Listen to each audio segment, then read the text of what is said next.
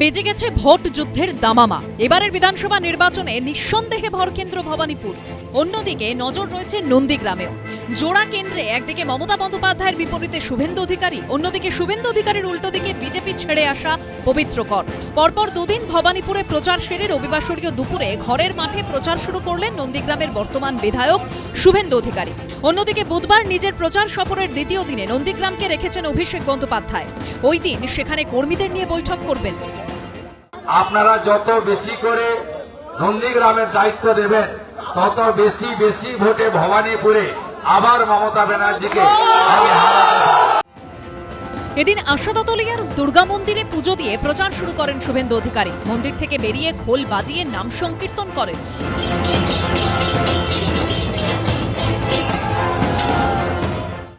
গতকাল ভবানীপুরের পর আজকে কিন্তু নন্দীগ্রামে প্রচার কার্য শুরু করলেন আনুষ্ঠানিকভাবে নন্দীগ্রামে বিজেপি প্রার্থী শুভেন্দু অধিকারী। তো চেয়েছিলাম মমতা ব্যানার্জি আরেকবার লড়ুক, কেন লড়লো না কেন জানি না।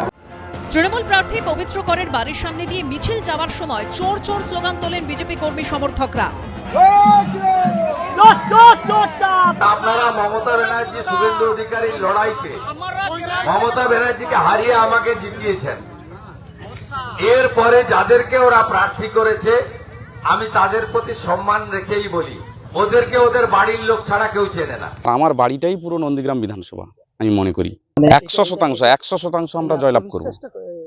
নন্দীগ্রাম বিধানসভায় কোনো চ্যালেঞ্জ নেই, 30,000-এর ঊর্ধ্বে জয়লাভ করব। জানুয়ারি মাসে অভিষেক বন্দ্যোপাধ্যায়ের উদ্যোগে শুভেন্দু অধিকারীর বিধানসভা কেন্দ্র নন্দীগ্রামে হয় স্বাস্থ্য পরিষেবা শিবির সেবাশ্রয়। 25শে মার্চ সেই নন্দীগ্রামে কর্মী বৈঠক করবেন অভিষেক বন্দ্যোপাধ্যায়। সেই দিনই ফের সভা করার ঘোষণা করেছেন শুভেন্দু অধিকারী।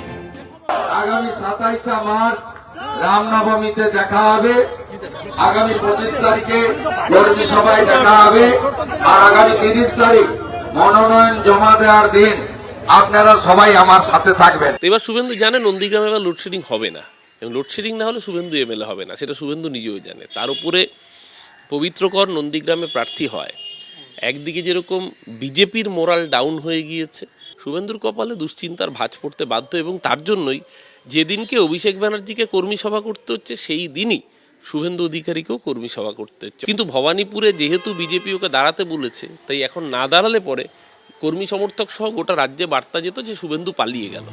মঙ্গলবার থেকেই প্রচারে নামছেন অভিষেক বন্দ্যোপাধ্যায়। সেদিন পাথর প্রতিমায় জনসভা করবেন তিনি। বুধবার নন্দীগ্রামের পাশাপাশি দাসপুর, কেশিয়ারি, নারায়ণগড়ে জনসভা করবেন। বৃহস্পতিবার নাটাবাড়ি, ধূপগুড়িতে জনসভা ও কালচিনিতে রোড শো করবেন।